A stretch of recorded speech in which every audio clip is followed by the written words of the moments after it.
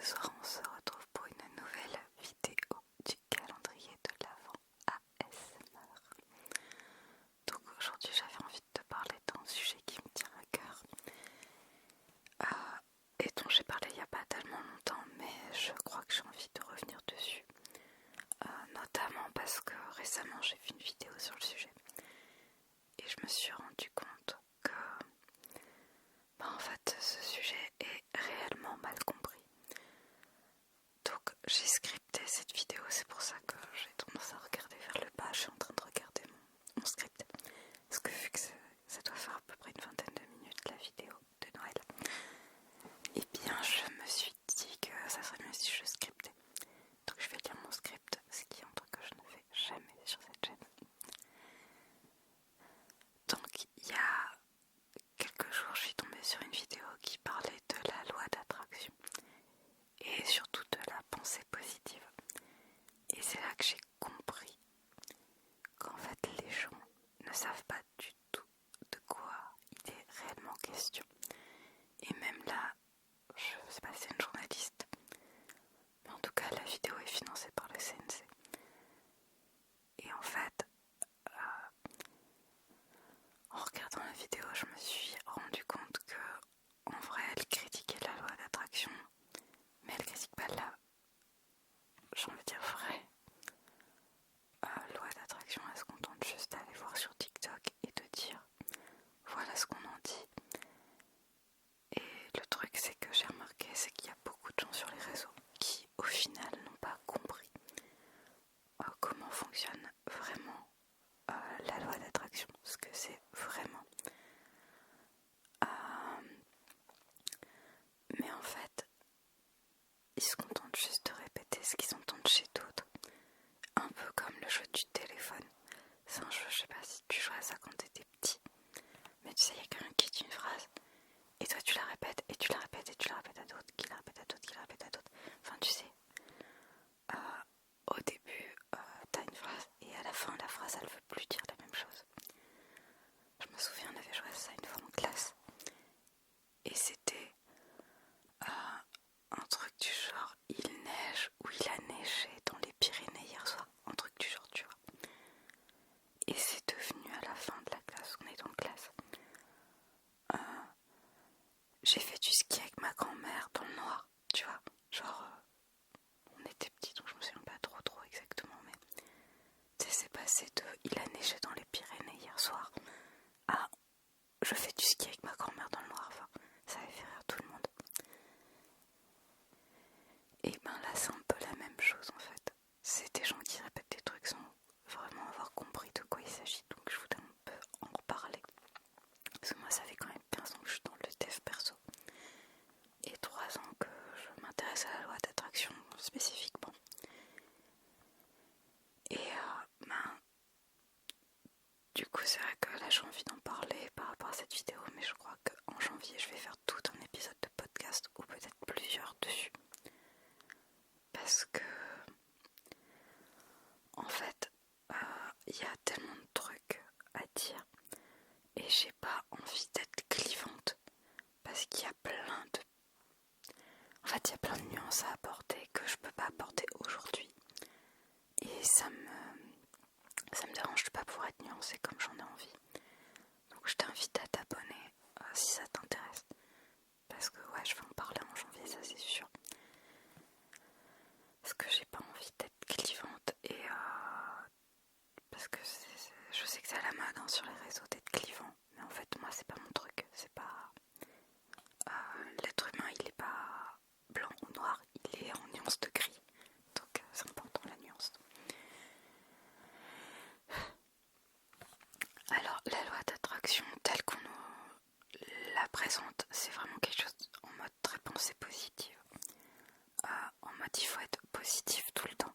Quoi qu'il arrive, faut limite être perché quoi. Se dire qu'on a de la chance, qu'il peut rien nous arriver de mauvais, qu'on va toujours réussir. Genre en mode pensée bisounours et béni oui oui. Tout va pour le mieux dans le meilleur des mondes possible. Même si à côté de ça il t'est arrivé les pires trucs de la terre. C'est comme ça qu'on nous le présente parce qu'on nous dit que le positif attire positif. Donc il faudrait jamais avoir d'émotions négatives ou de pensées négatives. Mais c'est vraiment pas ça en vrai. En vrai, c'est vraiment pas être tout le temps positif. Pour un oui, pour un non. Et mettre de côté ces émotions négatives.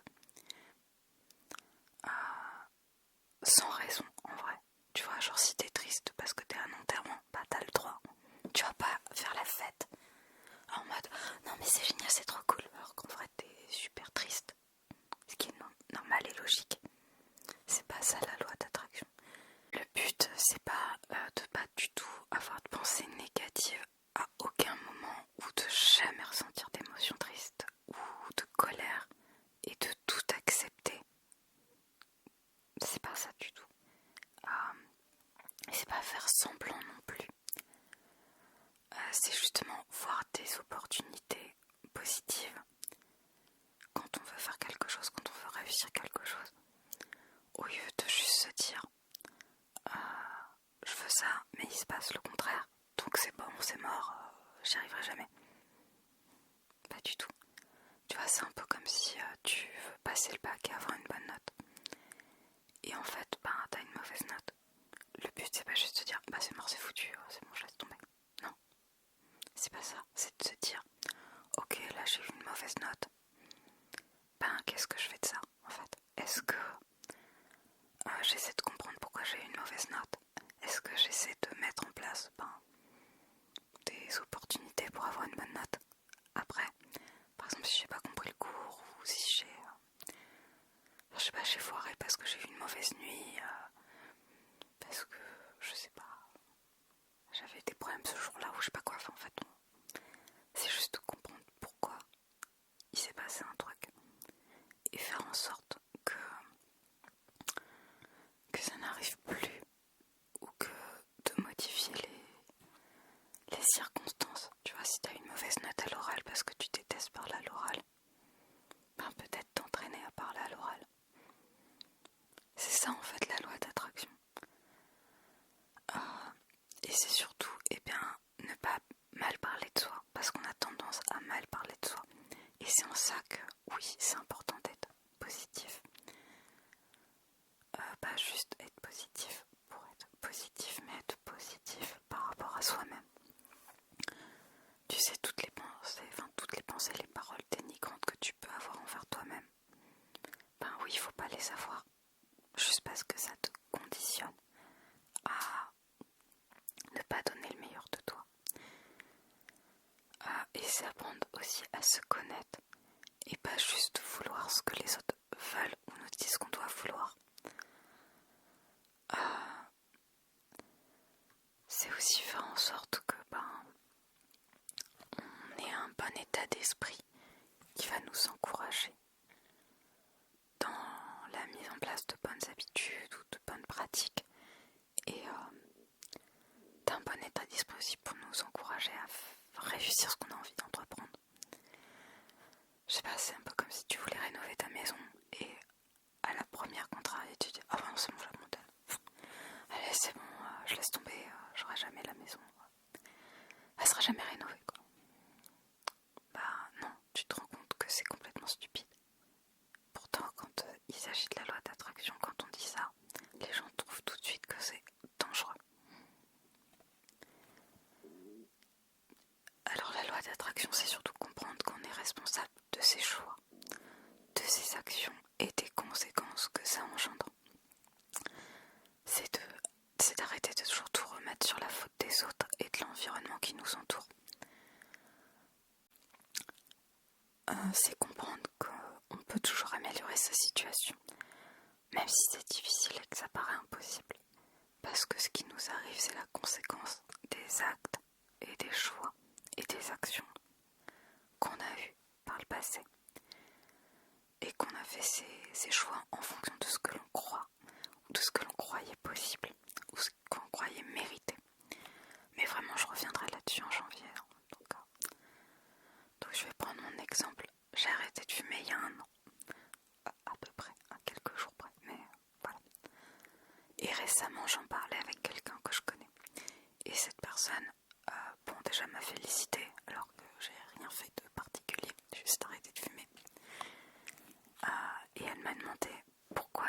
commencé à fumer à l'époque. Donc j'ai repensé à cette première cigarette que j'ai prise, sachant qu'à l'époque, en fait, mes parents, ça faisait 10 ans qu'ils avaient arrêté de fumer.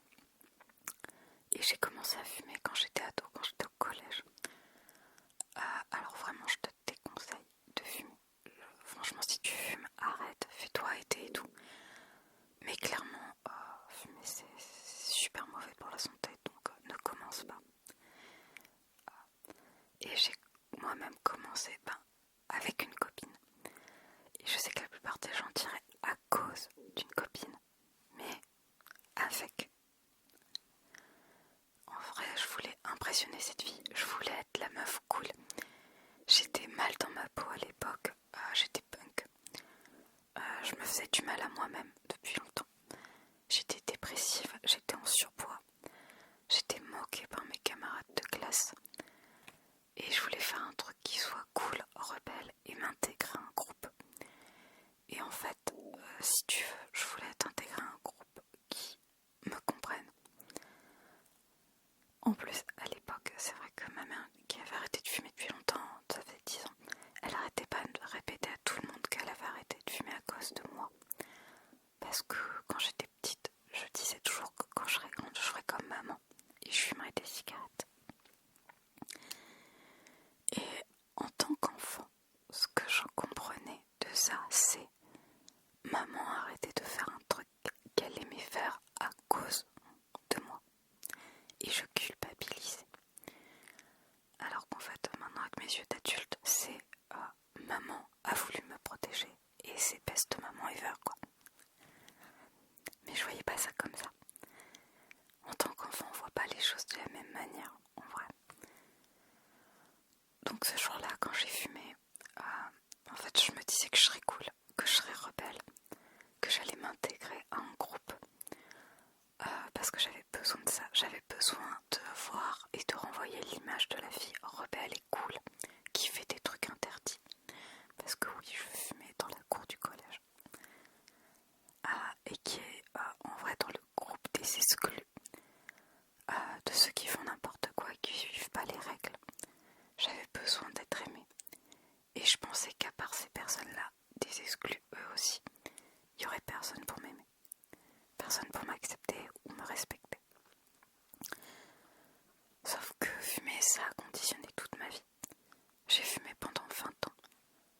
J'ai fait de très mauvaises rencontres à cause de la cigarette. Enfin, pas que à cause de la cigarette, mais comme je fumais, j'étais toujours avec des gens qui fumaient.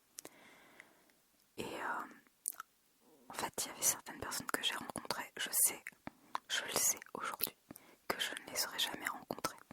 Ou que, si je les avais rencontrées, j'aurais pas été assez proche d'elles pour qu'il se passe certaines choses dont je te parlerai jamais parce que ça, voilà, j'ai pas envie d'en parler.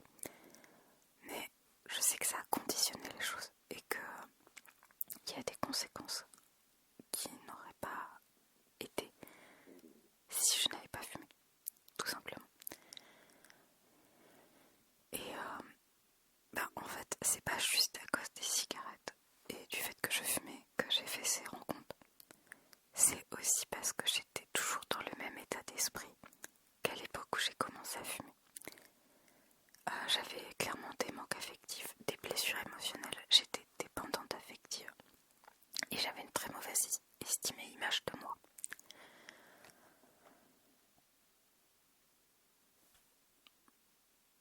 En fait, si je n'avais pas fumé, en tout cas si j'avais pas eu l'image que j'avais quand j'ai commencé à fumer et qui a perduré pendant 20 ans, je sais que ma vie aurait été différente.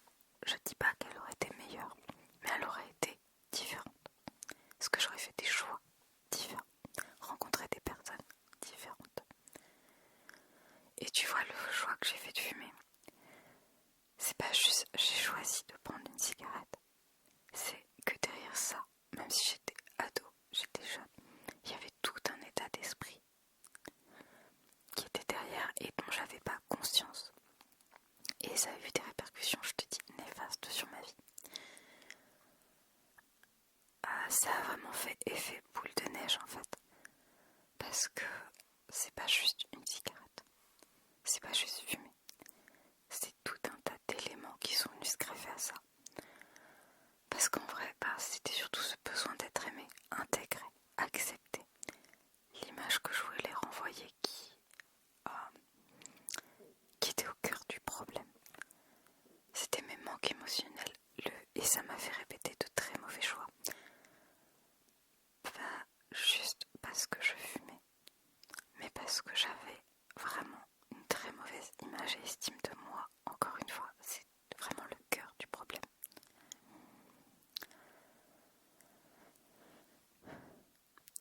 Et vraiment, la loi d'attraction et la pensée positive, ça m'a fait prendre conscience de ça. Ça m'a fait prendre conscience du cœur du problème. Et le cœur du problème, c'est pas juste fumer. C'est pourquoi je le faisais, pourquoi je l'ai fait. Et pourquoi il m'est arrivé toutes les choses qui me sont arrivées dans la vie. Tout simplement parce que je faisais toujours mes choix en fonction de ce que je croyais mériter. Et en fonction du peu d'estime de moi que j'avais. Et la loi d'attraction, c'est pas écrire sur un papier je veux être riche, je veux être beau, je veux être célèbre, patati patata. Et se dire je suis heureuse, je suis heureux, je suis riche, je suis merveilleux, merveilleuse. Non, c'est pas ça en fait. Ça c'est ça, tu vois, c'est une infime partie du truc. Mais le vrai truc, c'est tout l'aspect psychologique qu'il y a derrière.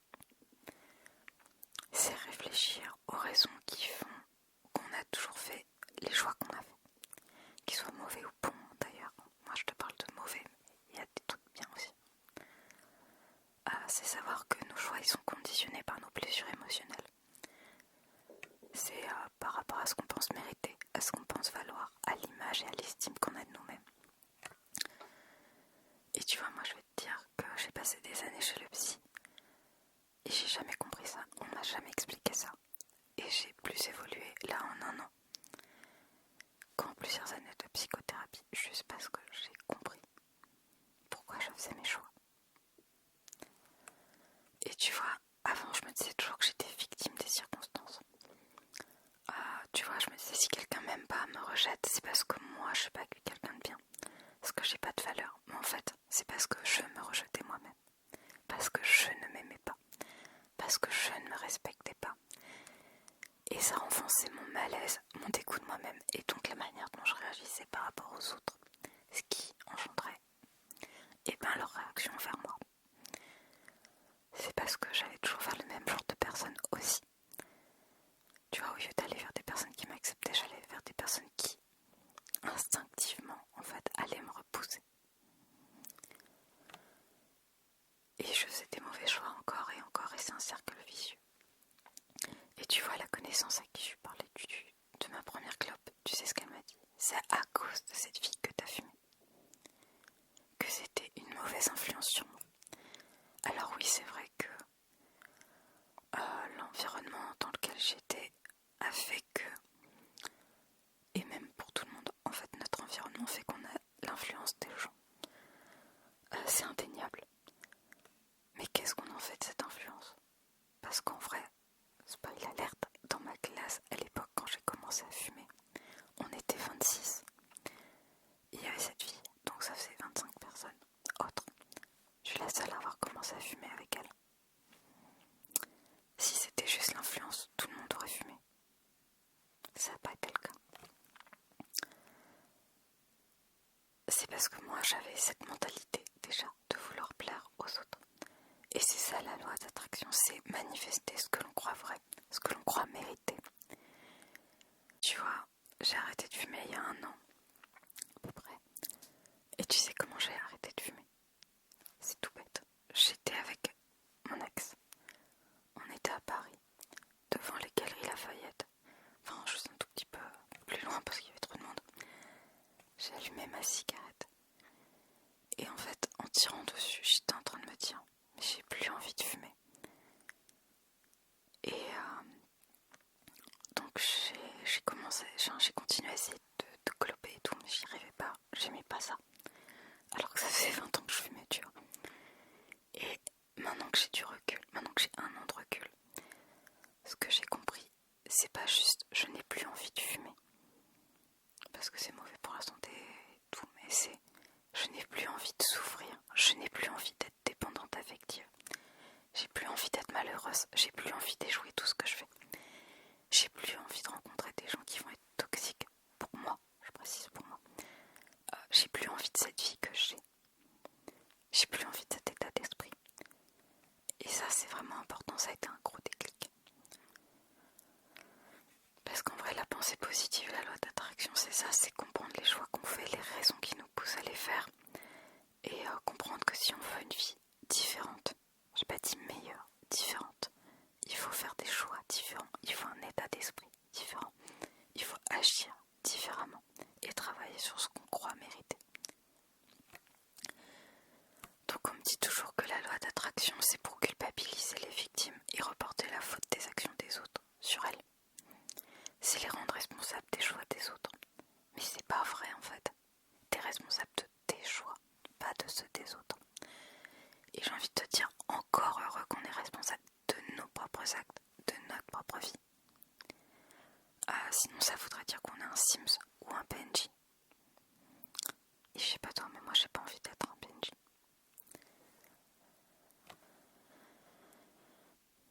Donc on est responsable de ses choix, de ses actions, mais pas de ceux des autres. Et ça c'est important.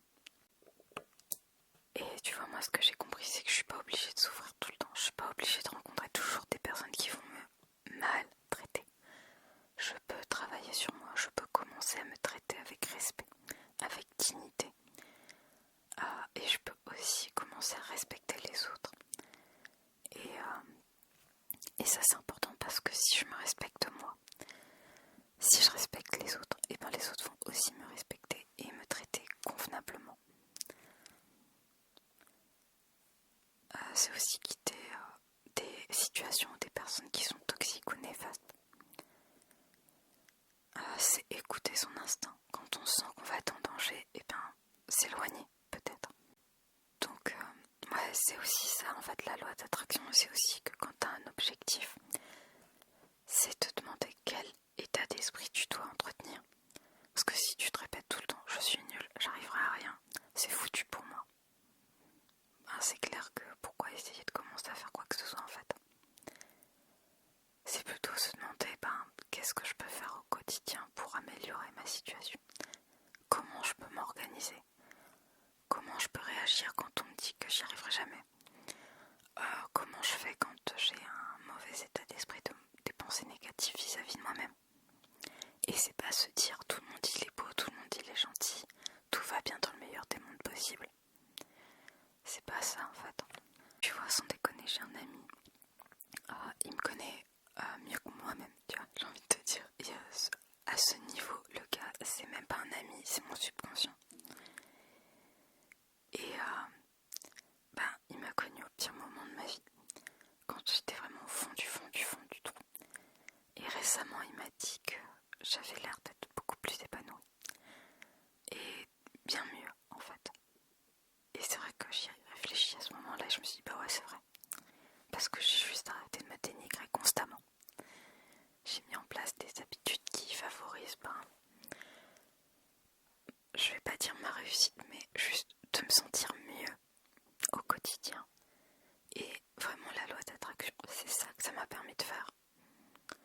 Donc quand on me dit que c'est dangereux, que c'est mal, que c'est mauvais, mais qu'est-ce qui est dangereux en vérité? Est-ce que c'est dangereux de ne pas vouloir rester dans son mal-être toute sa vie, de vouloir sortir de la dépression chronique? C'est dangereux ça? Je sais pas, franchement je pose la question, mais est-ce que c'est dangereux de vouloir sortir du fait d'être une victime constamment, victime des autres, victime des circonstances? Est-ce que c'est mal de vouloir mettre en place des actions pour s'améliorer? Et je parle pas de s'améliorer pour avoir une vie Instagram, je parle de s'améliorer pour avoir juste l'opportunité d'être bien dans sa vie. Et franchement, sur le coup, je me demande si en fait